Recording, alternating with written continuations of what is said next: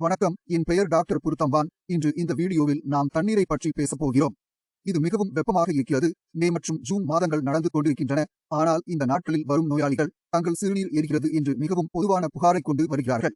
எனவே சிறுநீரக நோயாளிகள் அனைவரும் பெரும்பாலும் குறைந்த அளவு தண்ணீர் குடிக்க வேண்டும் என்று கேள்விப்படுகிறார்கள்.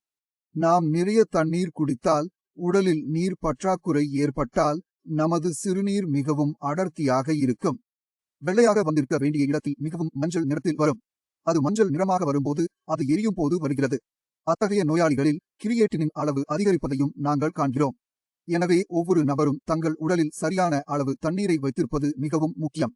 மேலும் சிறுநீரக நோயாளிகளுக்கும் இது முக்கியமானது. எனவே எவ்வளவு தண்ணீர் குடிக்க வேண்டும், எப்படி குடிக்க வேண்டும் புரிந்து கொள்ள முயற்சிப்போம்.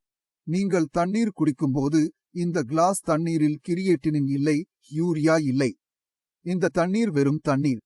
இதை நாம் குடிக்கும்போது நம் உடலுக்குள் இயங்கும் சிறுநீரகம் கிரியேட்டினை இரத்தத்தில் இருந்து உடலில் இருந்து அகற்றப்படும் யூரியாவை நீக்கி இந்த தண்ணீரில் கலந்து சிறுநீர் எடுக்கும்போது அதை வெளியேற்றுகிறது. இதை நீங்கள் எளிய மொழியில் புரிந்து கொள்ளலாம். ஆனால் நான் இந்த தண்ணீரில் சர்க்கரையை கரைக்க விரும்பினால் அதில் எத்தனை ஸ்பூன் சர்க்கரையை கரைக்க முடியும்? உங்களுக்கு ஒரு ஐடியா உள்ளது.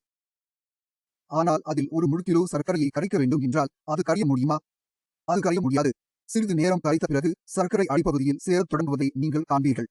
தண்ணீரில் பொருட்களை கரைக்கும் திறனுக்கு ஒரு குறிப்பிட்ட வரம்பு உள்ளது என்பதை இது காட்டுகிறது.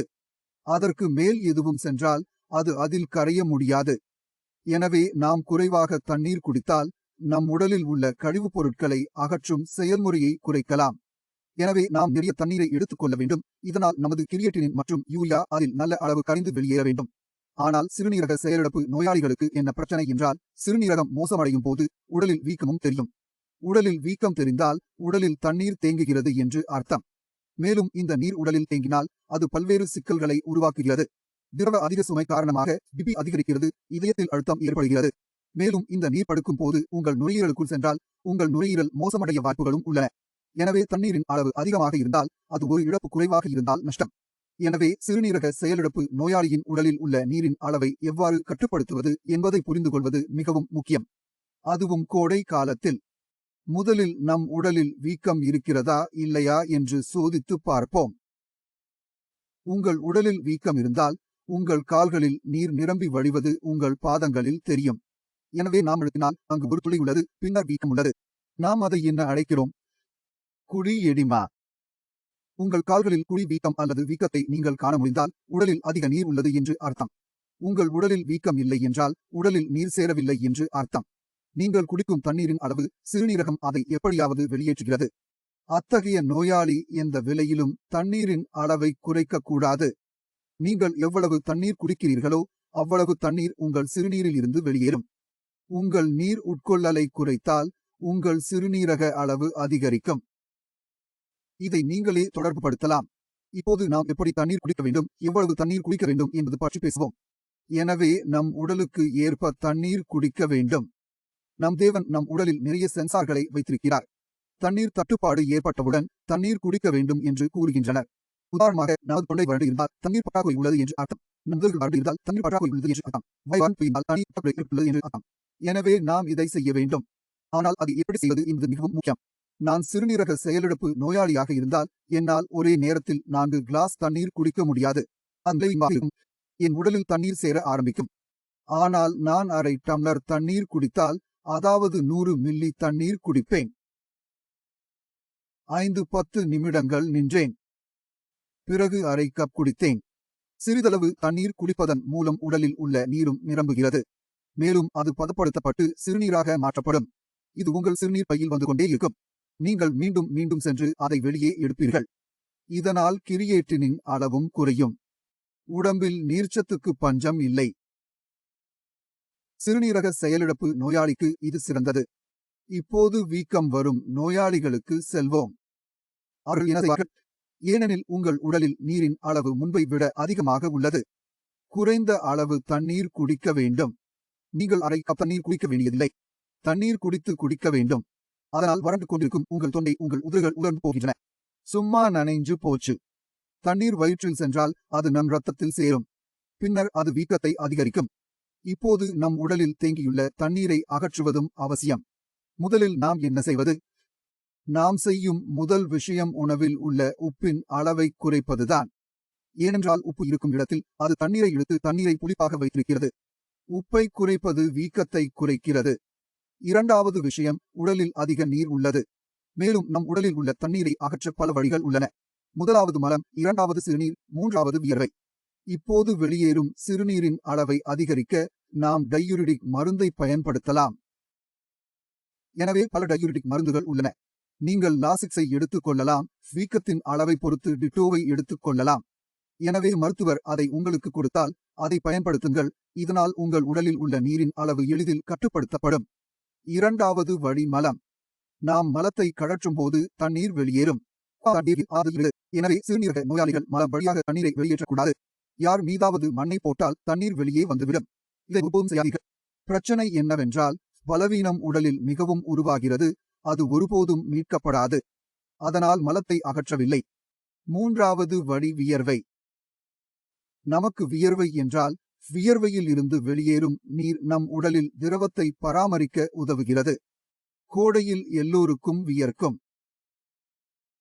ஆனால் சிறுநீரக நோயாளிகளுக்கு இந்த வியர்வை தெரிவதில்லை. நமக்கு ஏன் வியர்வை வரவில்லை என்பதை அடுத்த வீடியோவில் விவாதிக்கலாம். ஆனால் வியர்வையை அகற்ற நினைத்தால் நம் உடலில் உள்ள நீரின் அளவு கட்டுப்படுத்தப்படும். வியர்வையை அகற்ற நாம் கோடையில் உடற்பயிற்சி செய்ய வேண்டும் அல்லது உட்கார வேண்டும். இந்த இரண்டு விருப்பங்களும் நமக்கு கிடைக்கின்றன. சிறுநீரக நோயாளிகளுக்கு உடற்பயிற்சி அறிவுறுத்தப்படுவதில்லை. ஏனெனில் அவர் எவ்வளவு உடற்பயிற்சி செய்கிறாரோ அவ்வளவு தசை வளர்சிதை மாற்றம் அதிகரிக்கும் மற்றும் கிரியேட்டினின் அளவும் அதிகரிக்கும். அதனால் உடற்பயிற்சி செய்ய முடியாது. இப்போது எஞ்சியிருப்பது ஒன்றுதான், அது வெப்பம். எனவே நமக்கு எந்த விதத்திலாவது வியர்வை வந்தால் வியர்வை வெளியேறும்.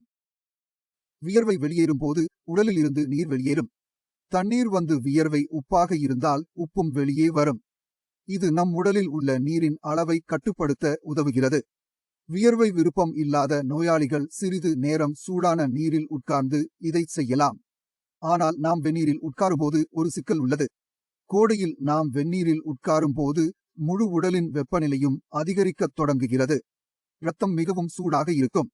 சூடான இரத்தம் மூளைக்கு செல்லும் போது அது வெப்ப பக்கவாதத்தை உருவாக்கும். எனவே நீங்கள் மனதில் கொள்ள வேண்டியது என்னவென்றால் உங்கள் தலையை, உங்கள் மூளையை குளிர்ச்சியாக வைத்திருக்க வேண்டும். இது கவனித்துக் கொள்ளப்படுகிறது. அதை எப்படி செய்வது என்று உங்களுக்கு தெரியாவிட்டால், நீங்கள் ஒரு பிரிவை நூறாக இல்லாவிட்டால் நீங்கள் அதை வீட்டில் செய்ய மாட்டீர்கள். நீங்கள் அதை வீட்டில் செய்ய மாட்டீர்கள், தூங்கிய பிறகு செய்வீர்கள்.